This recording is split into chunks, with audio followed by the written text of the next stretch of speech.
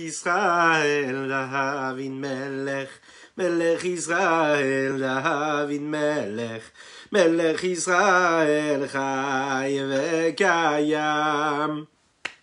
David Melech, Melech Israel, David Melech, Melech Israel, David Melech, Melech Israel, Chai vekayam.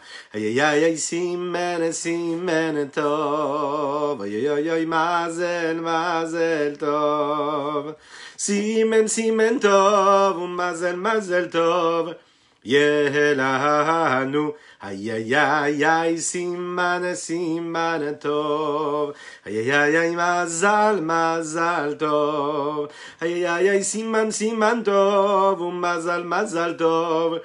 Yelanu, ay ay ay ay siman siman tov, ay ay mazal mazal tov, ay ay ay siman siman tov, mazal mazal tov, yelanu, ay ay ay siman siman tov, ay ay ay ay mazal mazal tov, ay ay yelanu lechol Israel.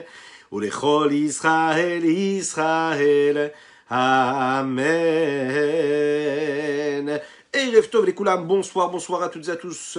Je suis infiniment heureux de vous retrouver en cette magnifique soirée que Dieu nous offre sur la terre. J'espère que vous êtes bien installés, tranquillement, sereinement. On va partager ensemble ce moment de joie, ce moment de Torah, ce moment d'étude. On va étudier ensemble le sens profond du psaume 30. Mais notre deuxième rendez-vous qui parle de ce psaume-là, oui, Laurent, tu sais que nous avons commencé hier le psaume 30. Alors, je ne sais pas si tu as pu regarder le replay. Est-ce que vous avez pu regarder le replay? Ceux qui n'étaient pas là en live, n'hésitez pas. Hein. Et là, on va passer à la deuxième étape, à cette deuxième partie. Ensemble, tranquillement, sereinement, j'espère que vous êtes bien installés. Eh bien, ce soir, nous étudions pour le Ilou Nishmat, Simamat Esther Golda, pour le mérite de notre cher David Yonatan Marek. Nous étudions pour la Refoua Shelema de Chaya Anat Shoshana Bat Laetitia Esther, Leilou Nishmat le Rav David Shmuel Ben Avram Zawi Leilou Nishmat Menachem Mendel Mordechai Shimon Ben Asher, Leilou Nishmat Karen Mesaouda Cohen Bat Yehuda. J'espère que vous allez bien.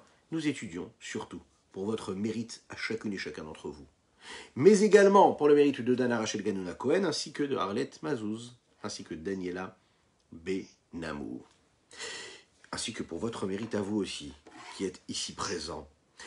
Alors, vous savez que nous avons parlé hier de la première partie de ce Mizmor Shir Hanoukat Habayit.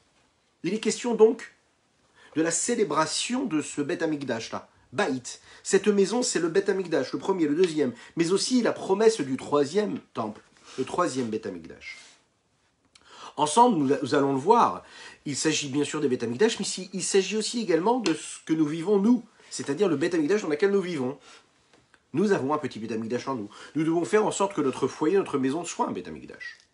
Ce chant-là, ce Mizmor, qui parle de ces trois Beth Amikdash, devient la base même de ce que nous avons l'habitude de faire lorsque l'on a le mérite de pouvoir habiter un nouvel appartement, une nouvelle maison, de faire ce que l'on appelle la Chanoukat Habayit. Quand on entre dans une maison, il faut célébrer cela. Et donc, de quelle façon nous célébrons? En invitant des proches, en disant des mots de Torah, en disant les Chaïm, en partageant un bon moment de joie et de bonheur dans lequel on va remercier Akadosh Baruch Hu de nous avoir donné la possibilité d'avoir cette maison dans laquelle nous habitons. Quand on rentre dans une nouvelle maison, c'est-à-dire le petit Beth Amikdash précis et particulier de chacune et chacun d'entre nous, c'est quelque chose qui doit se vivre avec une belle séouda, un bon repas. On doit le vivre, on doit dire des mots de Torah, on doit dire de la tefila, et il faut absolument faire des bonnes actions à ce moment-là.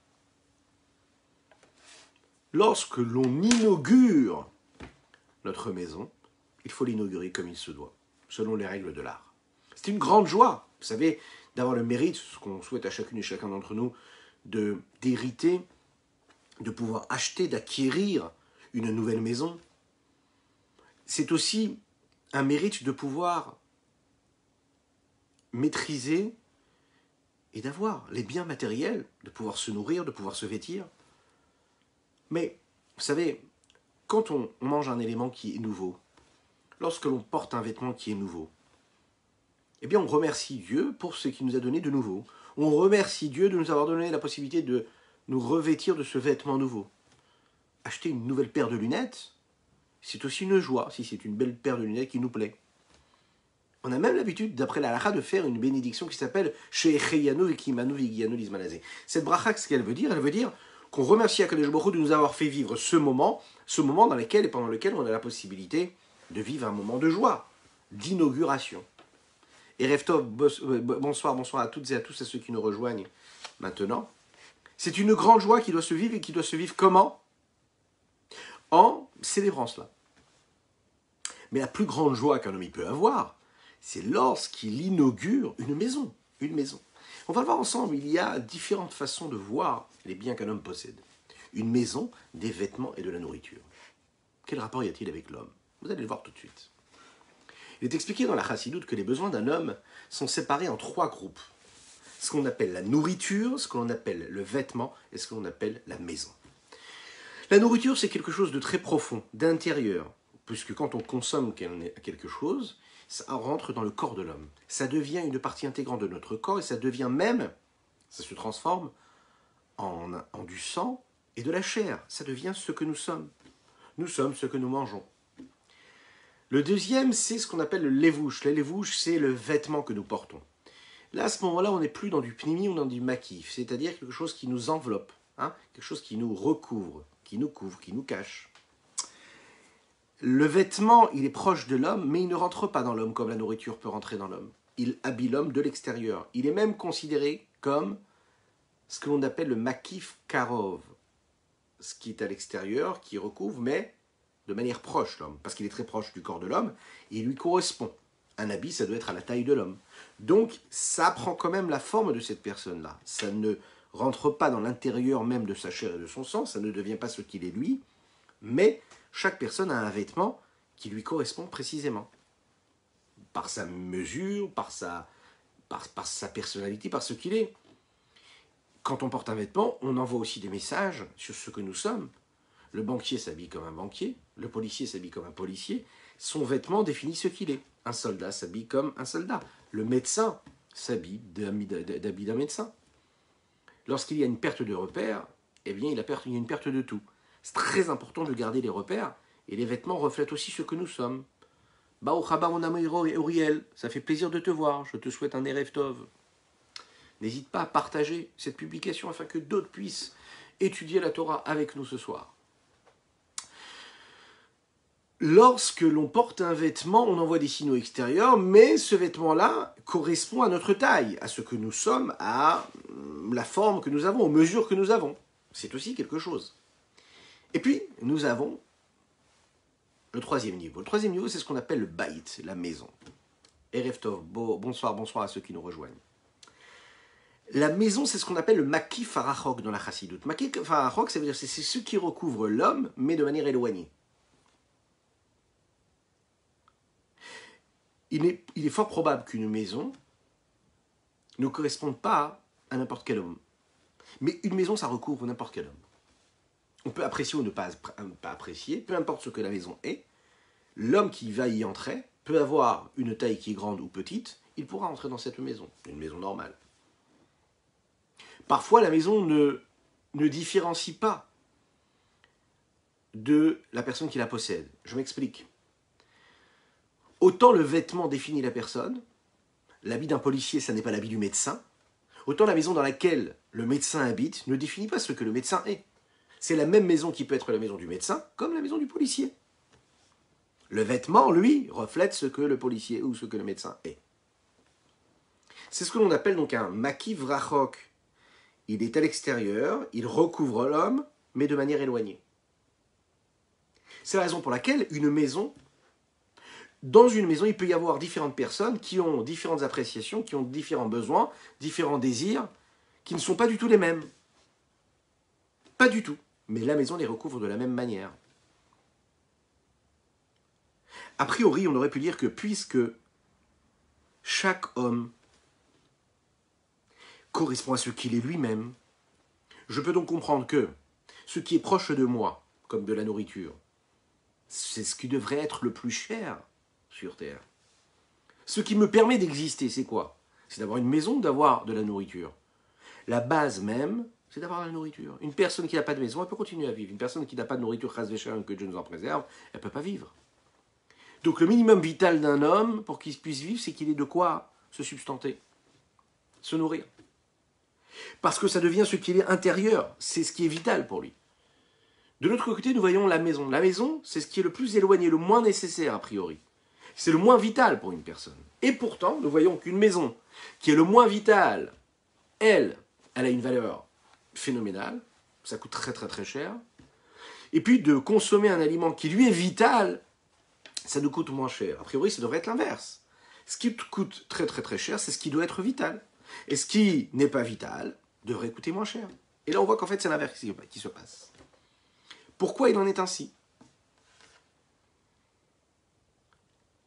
On est obligé de dire qu'en fait, en réalité, cette maison-là, qui a une valeur inestimable, qui vaut beaucoup d'argent, est donc beaucoup plus vitale que le vêtement et encore plus que la maison. La question qui se pose, c'est, voilà, on voit très bien que la nourriture, elle est nécessaire, et un homme qui n'a pas de maison pendant plusieurs jours, il peut vivre sans sa maison, par contre, il ne pourra jamais vivre sans consommer un aliment. Il a besoin de son énergie. C'est la raison pour laquelle le Admor HaZaken, le Rabbi Shlomo Zalman de Liadi, dans la Chassidoute, il va nous expliquer ici, en partie dans le Torah Or, dans le Likutei Torah également, que la nécessité du mazon, de la nourriture, c'est justement l'énergie, la vitalité de Dieu qui s'introduit dans les différents réceptacles de l'homme et de sa vie. C'est-à-dire que c'est la vitalité divine qui s'adapte aux limites de chaque élément, de chaque réceptacle, de chaque homme tel qu'il est lui, ou de chaque élément, que ce qui soit un aliment minéral, végétal, animal ou homme, peu importe. Le Memmalé Kol Almin, c'est Dieu qui se révèle et qui s'adapte au réceptacle. Tout ce qu'il y a dans ce monde-là, ici-bas, vient et provient de la spiritualité. C'est-à-dire qu'il a une racine et une source spirituelle. Il n'y a rien qui n'existe ici comme ça. Tout a une énergie. Et c'est la même chose pour la nourriture, c'est la même chose pour le vêtement, et c'est donc la même chose pour la maison. Il y a ces notions-là qui existent spirituellement. De telle façon à ce que Akadosh Baruch Hu nous permet à nous d'avoir cette vitalité, et quand Dieu se révèle, que ce soit dans la nourriture, le vêtement ou la maison, il se révèle parce que là-haut, dans les mondes supérieurs, dans la spiritualité, il y a ces notions-là qui existent. Pour comprendre l'importance de la maison par rapport aux vêtements et à la nourriture, il faut réfléchir à ces trois notions-là, telles qu'ils apparaissent dans la vitalité divine qui descend dans ce monde-là. La nourriture spirituelle, c'est la vitalité divine qui descend dans les mondes et qui s'habille dans chaque monde, en fonction de son niveau, en fonction de son sujet, en fonction de son essence. Et de la même manière que l'âme qui fait vivre le corps, elle ne se trouve pas seulement et uniquement dans le cerveau de l'homme, mais elle remplit tout le corps, c'est-à-dire tous les membres du corps. C'est-à-dire qu'elle descend, elle se contracte, elle compresse. Et puis, elle s'habille dans chaque membre comme il faut. C'est-à-dire qu'elle va devenir le corps. Elle s'habille dans les muscles, dans les os, dans chaque nerf, dans chaque artère, en bonne santé pour chacune et chacun d'entre nous, Bezrat Hashem, mais également dans les petits cheveux qu'on a sur la tête où on a l'impression de ne pas voir de vitalité. Prenez un cheveu et coupez-le en 4. Eh bien, on n'aurait pas mal, on ne ressent rien. Et pourtant, il y a de la vitalité. Mais la vitalité qu'il y a dans le cheveu, elle est tellement compressée, tellement condensée, tellement voilée, qu'on ne la ressent pas lorsqu'elle est coupée. Pourtant, il y a de la vitalité, parce que s'il n'y avait pas de vitalité, le cheveu ne pourrait pas exister. Mais la vitalité, elle est tellement compressée, tellement elle est voilée, qu'on ne la voit pas, on ne la ressent même pas. Le corps de l'homme ne le ressent même pas. Mais il faut savoir que chaque cheveu que nous avons, c'est un membre du corps, comme les restes des membres du corps. Donc Akadosh Baruch Hu remplit, c'est ce qu'on appelle ici Memmalé Kol Almin, il remplit tout le corps de l'homme et il lui donne l'énergie qu'il faut dans chaque membre. Il y a un autre exemple qu'on pourrait donner à ce niveau-là de divinité qu'il y a. Et on peut le prendre également d'un homme. L'homme qui a la volonté d'avoir une maison. Et qui sait que pour construire cette maison-là, concrètement, il a besoin de s'asseoir, de faire un plan, d'imaginer, d'élaborer ce plan, de prendre un architecte ou pas, de dessiner cela, de l'imaginer, et de se dire, voilà ce que je voudrais dans ma maison. J'ai tout un programme. J'ai besoin de descendre à un niveau qui est très très bas. Ça veut dire que j'ai même besoin, une fois que j'ai imaginé ce à quoi ma maison devra ressembler, j'ai besoin de descendre jusqu'aux matériaux que je vais utiliser. La décoration extérieure, intérieure. Mais comment est-ce que je vais faire en sorte de consolider les fondations de la maison? Ma tête va rentrer dans des petits détails insignifiants et parfois on n'y pense même pas. On se dit, mais où est-ce qu'elle est ma tête? Je pense à ces petits détails-là. Et telle peinture et pas telle peinture. Et tel matériau et pas tel matériau. Telle forme de prise et pas telle forme de prise. Telle couleur, pas telle couleur. Parfois, quand on est préoccupé dans la construction de la maison, on est même, oui, même pour la cuisine, hein, on doit même aller se salir les mains. Il faut se salir, oui. Même quand c'est pas nous qui faisons les travaux, hein. Vous le savez, ça. Il faut se salir les mains, les pieds, tout. Bah oui. Mais qu'est-ce qui se passe ici? À la base, qu'est-ce que tu voulais? Tu voulais construire juste une maison. Et pourtant, tu te retrouves à travailler la terre.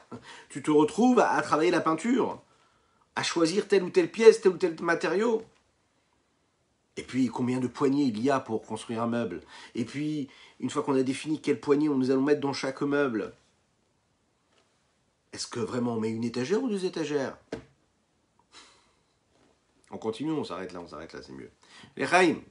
Les Chaim.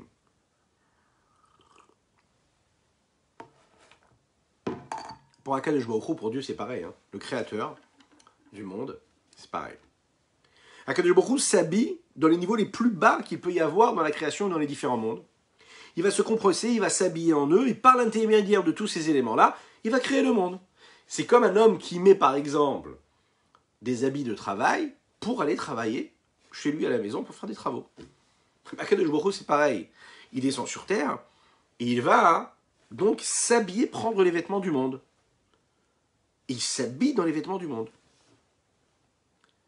Ça, c'est ce qu'on appelle Memale Kolamin. Donc, c'est donc la nourriture. C'est le fait de s'habiller, mais de l'intérieur. Devenir l'énergie première qu'il y a dans chaque élément. Et puis, nous avons ce qu'on appelle le levouche, l'habit extérieur que nous portons, qui lui représente le Sovev Kolalmin. Qu'est-ce que c'est le Sovev Kolalmin? C'est Dieu qui apparaît en dehors des limites de chaque objet, de chaque réceptacle. L'exemple qu'on pourrait prendre, c'est la force de la volonté qu'un homme peut avoir. Non pas sa volonté, mais la force, le potentiel de volonté qu'il peut avoir. Quand un homme souhaite une maison, telle ou telle maison, d'accord? Avant de le construire concrètement, il va s'imaginer comment est-ce qu'il veut la maison. Et dans sa pensée, avant de concrètement la construire, cette maison, il va l'imaginer. Il va créer, il va même réussir à susciter des désirs, des envies et des passions, et pour créer des besoins même qu'il n'avait même pas avant, pour se dire, et puis il faudrait peut-être ça, et peut-être aussi, et peut-être ça. Parfois, quand il n'est pas sûr de bien vouloir, la société lui vend toutes sortes de magazines, toutes sortes de sites internet et d'applications qui vont lui donner des envies, qui vont lui donner des inspirations. Qu'est-ce qu'elles sont ces inspirations? Par définition, les inspirations, c'est susciter un désir et une envie, et des envies et des besoins que je n'avais pas avant.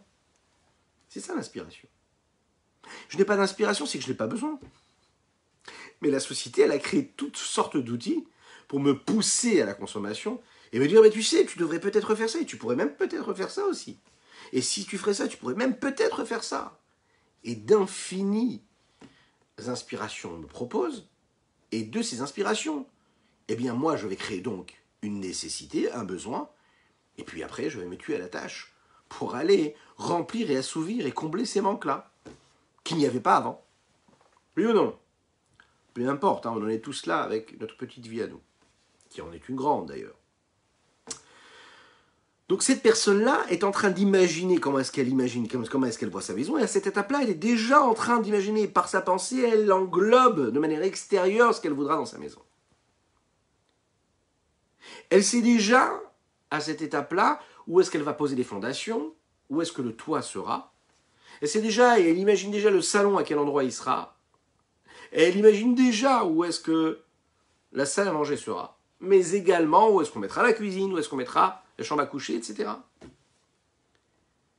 Si on avait la possibilité de construire une maison juste parce qu'on veut la construire, parce qu'on a la volonté, le potentiel de la construire, si seulement ça ne pouvait se passer que par la pensée, un homme, il resterait chez lui à la maison, et puis il réfléchirait, il aurait un désir, il aurait une envie, voilà, je veux que ma maison ressemble à ça ou à ci, ou à ça.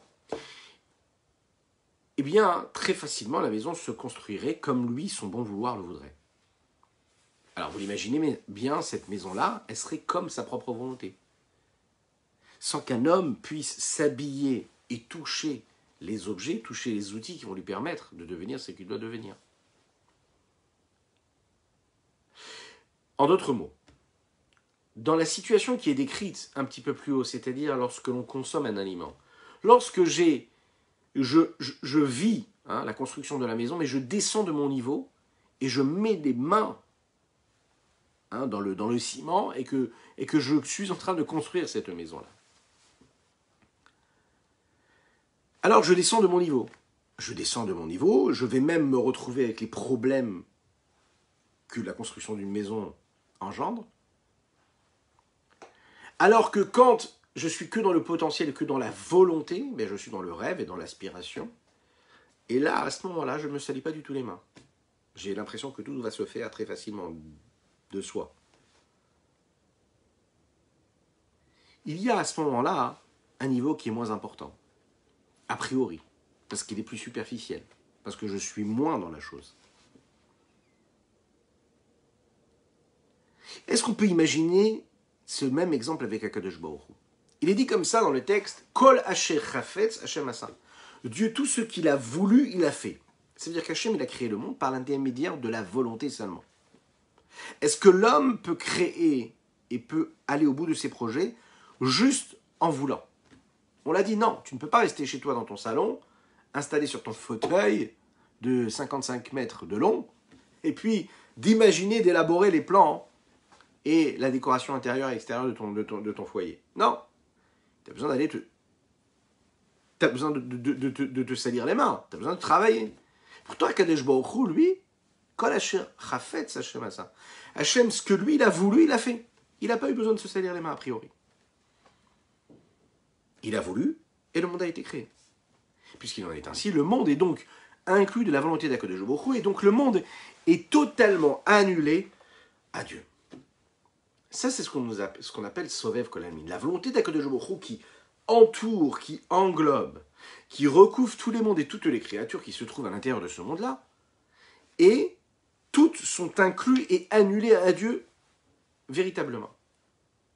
Ce niveau-là, c'est ce qu'on appelle le niveau du Keter, la couronne, celle qui est en haut de tout, celle qui sépare tout du monde. Elle sépare tout, mais en même temps, elle est inclue de Dieu. Prochaine étape, c'est cette volonté, le Ratson. Le Ratson qui est appelé le Makif Akarov. Qu'est-ce que ça veut dire? Ce qui est extérieur, ce qui entoure, mais qui est proche. Pourquoi? Bien que la volonté, elle inclut et englobe tous les mondes, ça ne reste qu'une enveloppe qui est proche seulement. Un peu comme le vêtement que nous portons. Bien qu'Akadosh Baruch Hu, lui, n'est pas préoccupé par la création du monde et qui ne s'habille pas dans ce monde-là, mais en même temps, pour créer ce monde-là, il y a cette nécessité-là qu'Akadosh Baruch Hu sorte un petit peu de son entité infinie, quelque part, si l'on peut s'exprimer ainsi, et qu'il donne, qu'il influe en direction des mondes. Et dans cette forme-là que nous avons donnée dans cet exemple, dans cette allégorie-là, il faut absolument qu'à ce moment-là, il ait envie de mettre en mouvement sa volonté de vouloir, c'est-à-dire son potentiel de volonté qui va lui permettre d'aspirer à construire sa maison de telle façon. C'est la raison pour laquelle, vous savez, nous disons que les lettres du mot Ratson, la volonté, c'est le Resh, le Tzadik, le Cholam et le Nun. Ces mêmes lettres. Lorsque l'on intervertit les lettres, on arrive à un autre mot. Ce mot-là, c'est Tsinor, le tuyau. Qu'est-ce que c'est un tuyau? De la même manière qu'un tuyau, c'est ce qui nous permet de faire passer un élément d'un point A à un point B. C'est ce qui permet de faire descendre de l'eau de sa source à la personne qui en a besoin. La même chose, la volonté d'Akadosh Baruch Hu, eh bien, c'est ce Tsinor-là. La volonté de Dieu, c'est ce moyen de transmission qu'il y a et qui permet de faire descendre l'intense source de divinité qu'il y a à la base et permettre de faire descendre petit à petit un goutte à goutte de vitalité qui permet à chaque élément d'exister sur Terre avec sa force à lui, avec ses limites à lui. Ça, c'est ce qu'on appelle le makif akarov, c'est-à-dire qu'il entoure, mais de manière proche. Bien sûr que j'ai la volonté, et dans la volonté, il y a aussi le concept même de la maison. Mais pour cela, l'homme doit descendre et se rapprocher de la maison. Ça reste une maison, c'est extérieur à moi. Mais si vraiment j'ai envie qu'elle devienne réelle, et une réalité, eh bien, il va falloir que je m'approche de cette maison-là. Il en ressort donc que quand Akadosh Baruch Hu, quand Dieu crée le monde, eh bien à ce moment-là, il le fait avec la potentialité qu'il a en lui de vouloir. Sovev Kolalmin, ça veut dire que ce n'est pas l'essence même de Dieu.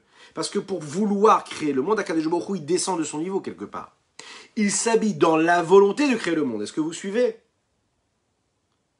La volonté de créer le monde, c'est déjà une forme de bassesse. C'est une forme de chute. Dieu, il est au-dessus du monde. Pour créer le monde, il doit descendre d'un niveau de se dire, je vais donc vouloir créer le monde. Et en fin de compte, il crée le monde, concrètement. Il y a encore un niveau qui est beaucoup plus profond, beaucoup plus élevé que cela. C'est la création du monde qui se fait par l'essence même de Dieu. Non pas par la volonté que Dieu a de créer le monde, mais par son essence même. C'est ce qu'on appelle le makif arachok. Dans les mots de la Kabbalah, c'est le niveau de Hatik. C'est important de le savoir.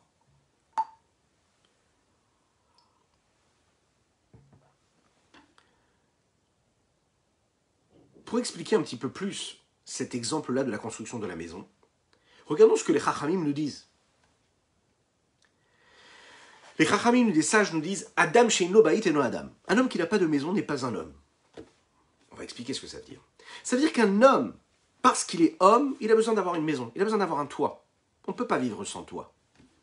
On ne peut pas vivre sans toi, ni lui. Les Chachamim disent qu'un homme qui n'a pas de toit ne peut pas vivre. Un homme qui n'a pas de maison ne peut pas vivre. Ça veut dire, c'est la base même de l'âme d'un homme qui fait qu'il y a cette nécessité de foyer, de maison. Un homme, dans ce qu'il est, et pas la façon avec laquelle il a été constitué, il ne peut vivre sans un toit. C'est pas possible. Donc, puisque son âme a été créée de cette façon-là, il a besoin de cette maison-là.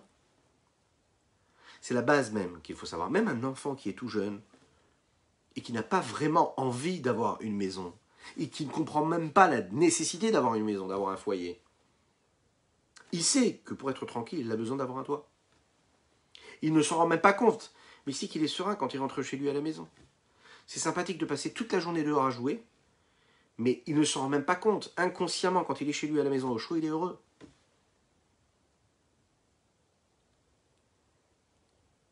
Cette nécessité-là, c'est la nécessité qu'un adulte aussi peut ressentir sans même en être conscient. On sait qu'on a besoin d'avoir un endroit où nous poser. Alors, si on avait imaginé que le fait même qu'un homme sache, qu'il a cette nécessité de maison, de foyer, eh bien qu'est-ce qu'il ferait? Il se lèverait le matin, il irait couper du bois et construire un foyer. Chaque enfant qui saurait vraiment et qui connaîtrait, qui serait conscient de la nécessité d'avoir ce foyer-là, il irait lui-même aller construire lui-même une maison. Alors une des réponses qu'on donne déjà à ça, c'est, vous le verrez très souvent, les enfants, la première chose qu'ils font quand ils peuvent commencer à dessiner, souvent ils dessinent des maisons. Pourquoi? C'est comme ça. Un enfant qui commence à jouer, il aime construire, il aime bâtir, parce que c'est comme ça. Ça fait partie de notre fort intérieur, c'est comme ça. L'âme d'un homme est constituée de cette façon-là. L'essence même d'Akadosh Baruch Hu se révèle de la même manière. La base et l'intention première, c'est qu'il y a un monde. Bien avant que Dieu ait la volonté de créer ce monde-là, concrètement, la nécessité même de l'essence d'Akadosh Baruch Hu se révèle à travers la nécessité d'un monde. Et donc le monde se crée par cette intention première qui est inclue et qui est même elle-même annulée à la volonté de Dieu. Je ne sais pas si vous imaginez ce que ça veut dire. Ça veut dire que même avant que Dieu veuille, il y a la nécessité d'une création de monde. Mais Néanmoins, il faut bien savoir ici, c'est que ce que nous appelons le Makif Harachok. Makif Harachok, ça veut dire ce qui englobe même de manière extérieure. Parce qu'Akadosh Baruch Hu recouvre et entoure tous les mondes, sans avoir besoin de descendre de son niveau. Il reste à son niveau et en même temps, il peut créer le monde. Ça, c'est exceptionnel. Ça veut dire que l'éloignement, le décalage qu'il y a entre lui et les mondes, ça laisse vraiment, vraiment, vraiment quelque chose d'énorme, de grand, de phénoménal. C'est un décalage énorme. Ça, ce niveau-là, vous savez comment est-ce que c'est appelé dans la divinité? Ce niveau-là, c'est appelé Pnimiut Aketer, la partie intérieure de la couronne. Vous savez, quand on pose une couronne sur une tête, il y a la partie intérieure et la partie extérieure. La partie qui touche le crâne et la partie, celle qui est de l'autre côté, celle qui va vers le haut. Ça, c'est appelé Atik. Atik parce qu'elle se détache complètement. Parce qu'elle se détache, elle se sépare complètement de la création du monde. Même si elle génère la création du monde, elle est complètement détachée de ce monde-là. Pnimiut Aketer, c'est cette partie intérieure, non pas qui est posée, mais qui est vers le haut, qui se rattache à celle de Dieu à l'infini. Echaim. Je vous rappelle qu'il est très important pour chacune et chacun d'entre nous de partager, de liker, de commenter. C'est very, very, very important. Un petit coucou, toujours pour Montréal et Toronto, qui nous regardent en replay, ou en direct, je ne sais plus. Faites-le, dites-nous où est-ce que vous vous trouvez là ce soir. Vous êtes où? Hein? Alors on m'a dit qu'on nous suivait de Suisse, ça c'est top. Et puis quoi d'autre encore? Je ne me souviens plus. Bah, de France et d'Israël, ça c'est génial. De Yerushalayim, waouh, vous êtes avec nous, on est avec vous. Pensez à nous en tout cas. En conclusion, nous avons donc ici 3 niveaux. 3 niveaux de ce qu'est l'infini du Saint béni soit-il. Bonjour à la Belgique. Il y a donc le premier niveau, c'est Memale Kol Almin. Memale Kol Almin, ça veut dire Dieu qui se révèle à travers l'intérieur même des mondes. C'est la lumière de l'infini du Saint béni soit-il, tel qu'il se révèle au niveau de la volonté. C'est ce qu'on appelle Harir, hein, à l'inverse du Atik. Le Harir, c'est ce qui est appelé la partie extérieure de la couronne. Celle qui touche la volonté, celle qui touche la tête qui porte cette couronne, si on veut. C'est le niveau qui crée le monde, Sovev Kol Almin. Et puis nous avons le dernier niveau qui est la Atzmut Or Ensof. Atzmut Or Ensof, c'est l'essence même de l'infini du Saint béni soit-il. L'essence même de l'infini du Saint béni soit-il, ça, c'est ce qui s'appelle la pensée même et l'intention même qu'il y ait un monde qui existe et qui provient de la partie profonde du Keter, Pnimiut Keter, qui est appelé le Atik à ce moment-là. Alors, parmi ces 3 espèces-là de vitalité qu'il y a, ces 3 niveaux de vitalité, on peut comprendre que la vitalité divine qui vient de Atik, elle est plus élevée que toutes les autres, que ce soit du côté de Dieu ou que ce soit du côté des créatures. Il en est ainsi. Du niveau de Atik, Akadosh Baruch Hu, il se trouve et il existe sans aucune contraction, sans aucune condensation, sans aucun voile, sans chute. De l'autre côté, quand il y a le Memale ou même Sovev, Akadosh Baruch Hu, Dieu là va utiliser ces forces-là précises afin de créer le monde. C'est un petit peu comme un grand sage qui enseigne à un élève, et que quand il va enseigner à son élève, il va enseigner à l'élève en fonction du niveau de l'élève. Et il sait que pour lui enseigner son enseignement, il doit descendre au niveau de l'élève. Il doit utiliser des allégories, des exemples, il doit utiliser toute forme d'histoire qui correspondent au monde de cet élève-là. Et donc, dans cette étude-là, il n'y a pas l'essence véritable du sage, il y a uniquement ce que le sage donne et fait correspondre à ce que l'élève peut recevoir.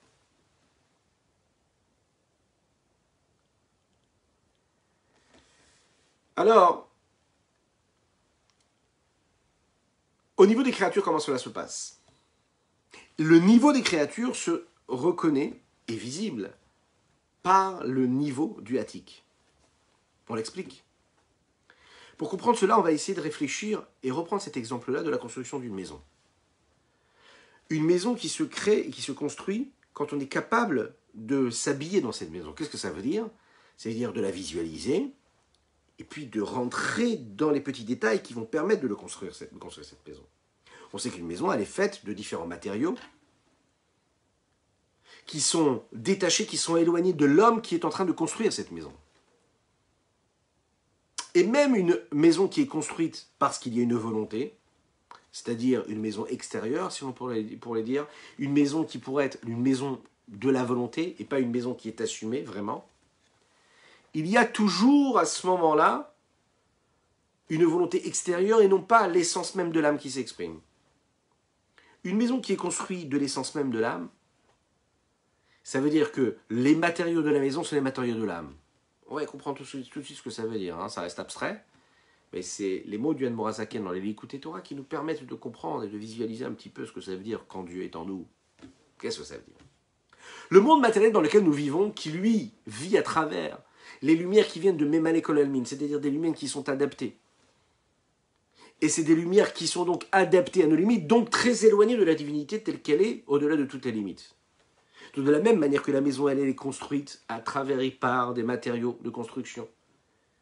Et que la personne qui est en train de construire cette maison-là avec ces matériaux est très éloignée de par ce qu'elle est, de par ce qu'elle est dans sa personnalité, de par ce qu'elle est, ce dont elle est constituée. Elle est très éloignée des matériaux, du ciment, de la pierre, de la terre, peu importe. Mais tout de même, cette maison, elle peut se construire que parce qu'on va utiliser ces matériaux-là.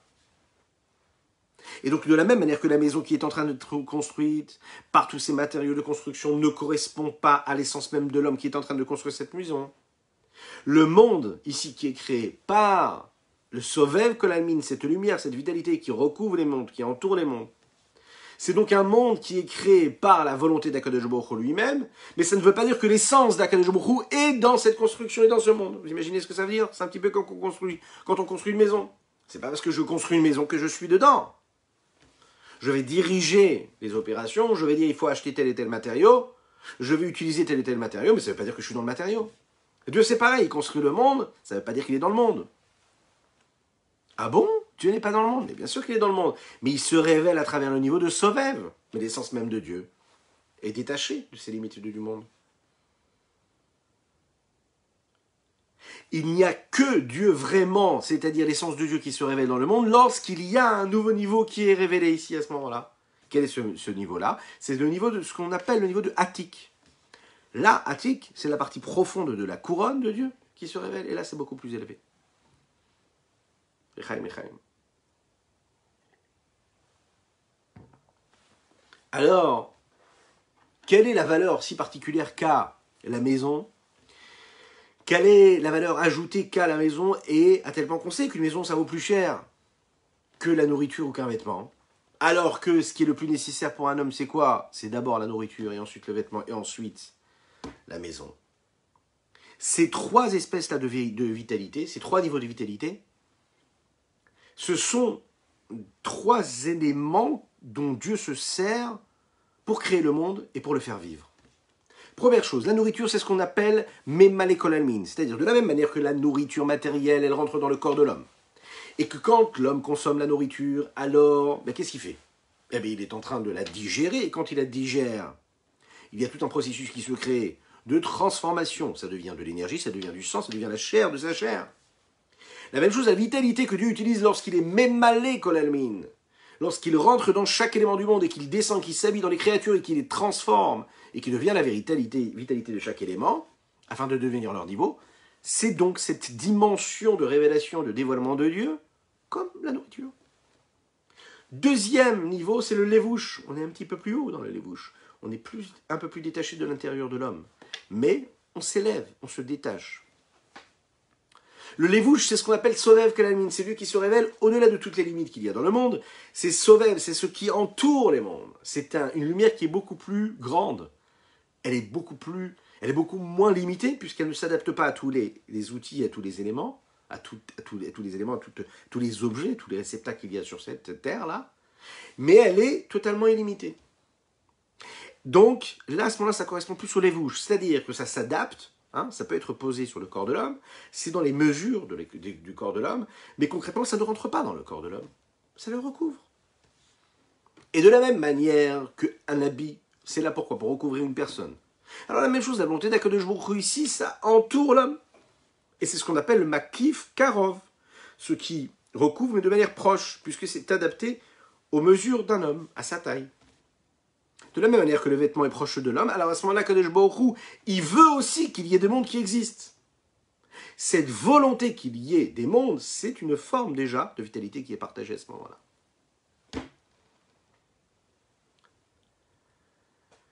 Alors, à ce moment-là précis, Akadosh Baruch Hu, quand lui il veut les mondes, alors il se crée un désir. C'est un désir qui est suscité par l'homme, et cet homme-là, qui lui vit dans ce monde que Dieu a créé, a donc à ce moment-là précis envie de se rapprocher d'Akadosh Baruch Hu. Quand dans la nourriture, la vitalité de Dieu elle fait partie intégrante de ce que je suis moi, dans le vêtement, cette conscience-là qu'il y a une volonté de Dieu me permet à moi aussi de vouloir me rapprocher de Dieu. Et le troisième niveau qui est la maison, alors à ce moment-là, c'est l'essence même de Dieu. Et de la même manière qu'une maison, qu'est-ce que ça fait? Mais ça recouvre un homme de manière éloignée, à tel point, comme on l'a dit tout à l'heure, que peu importe les personnes qui se trouvent dans la maison, tout le monde est au même niveau. Peu importe leur âge, leur couleur de peau, leur appréciation, leur niveau intellectuel, peu importe qui ils sont tous recouverts par le même toit.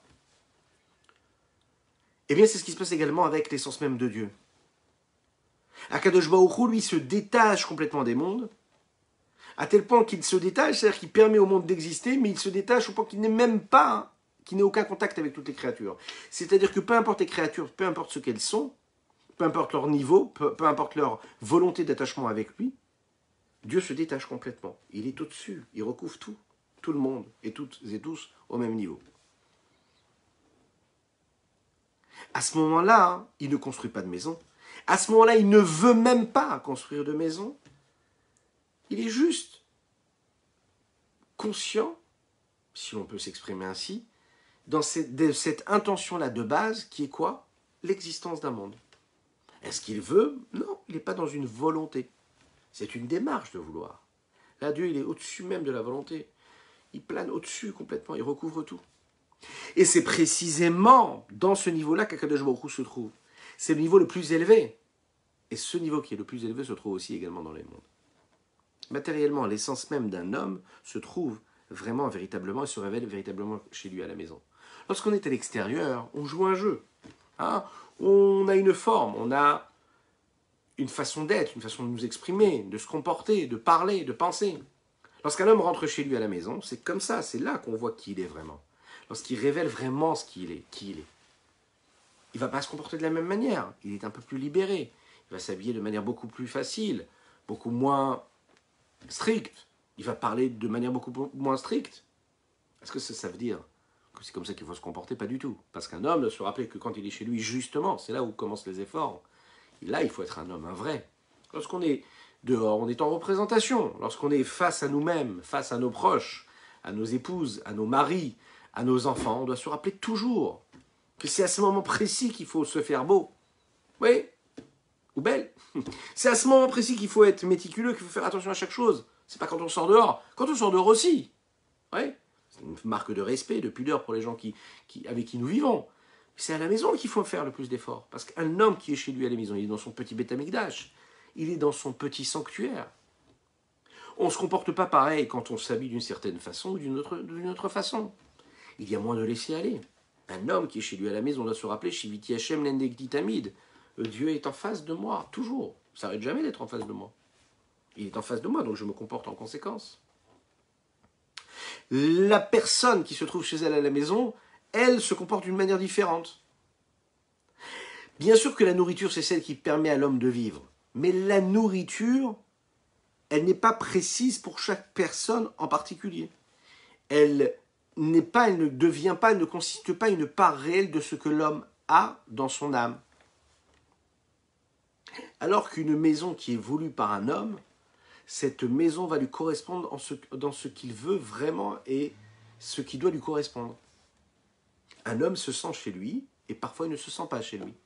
Il sent, il va rentrer dans un appartement, il visite, il se dit oui là ça je sens que je peux avoir des repères. Quand il mange un repas, c'est pas grave. Hein, il n'a pas besoin de s'identifier au repas qu'il est en train de manger. Il mange parce qu'il a besoin de vitalité, il a besoin de force. Et puisque la Chassidoute nous dit que c'est la maison qui exprime vraiment la volonté de l'âme, alors c'est la raison pour laquelle, on peut conclure avec cela, c'est la raison pour laquelle acheter une maison, ça coûte très cher. Louer une maison, ça coûte très cher. Parce que justement, c'est l'expression même de l'âme de l'homme. Vous avez donc, Baruch Hashem, aujourd'hui, eu la possibilité de voir à travers les mots de la Chassidoute, comprendre pourquoi l'immobilier, ça coûte très cher. Pourquoi? Parce que c'est le reflet de ce que l'âme est. C'est la Chassidoute qui le dit. C'est la raison pour laquelle, quand on a le mérite et ce qu'on souhaite à chacune et chacun d'entre nous de posséder une maison, d'acquérir une maison, ou plus, eh bien à ce moment-là, on doit faire ce qu'on appelle l'inauguration, le Mizmor Shi Chanoukat Habayit. On doit faire cette inauguration que nous avons fait à l'époque du Beth Amikdash. Cette inauguration dont il est question dans les 3 premiers mots du psaume 30, qui, je vous rappelle, nous intéresse énormément, mais on n'est qu'aux 3 premiers mots, toujours dans cette célébration. Dans cette célébration qui est la Chanoukat Habayit, l'inauguration de notre chère maison. On va donc, oui, bien sûr qu'il faut faire, bien sûr, attention au comportement. Vous avez compris le message, on ne va pas rentrer dans les détails. Je vous rappelle que ce soir nous avons étudié les Ilou Nishmat Sima Bat Esther Golda.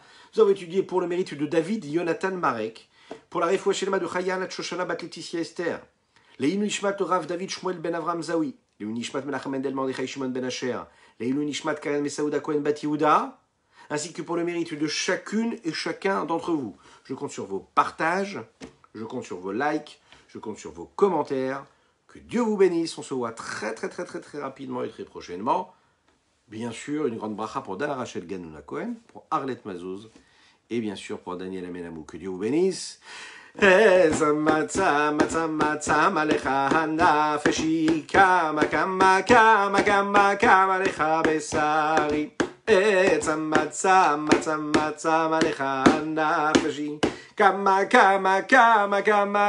lecha besari tededayai